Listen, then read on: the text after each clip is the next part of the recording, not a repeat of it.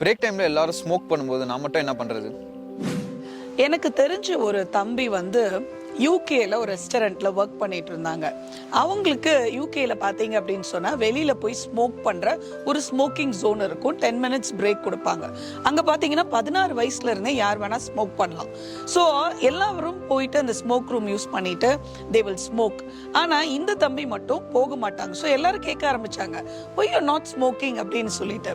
ஆனா போக போக பார்த்தீங்கன்னா ஒருத்தர் 2 பேர் வந்து சொன்னாங்க, ஒன்னே மாதிரி நாங்க இருக்கணும்னு ஆசைப்படுறோம். ஏன்னா இந்த தம்பி சொல்லியிருக்காப்ல, நான் ஸ்மோக் பண்ணி என்னுடைய லிவர் என்னோட லங்ஸ் எல்லாம் நான் டேமேஜ் பண்ணிட்டு என் ட்ரீம் அக்கம்ப்ளிஷ் பண்ணாம போயிட முடியாது. ஸோ ஐ டோன்ட் ஸ்மோக் அப்படின்னு சொல்லியிருக்காங்க. பாருங்க, நீங்க ஒரு இன்ஃப்ளூயன்சரா இருக்க போறீங்களா இல்ல நீங்க மத்தவங்களால இன்ஃப்ளூயன்ஸ் ஆக போறீங்களா? கொஞ்சம் யோசித்து செயல்படுங்க. So as a godly person you better be a strong influencer.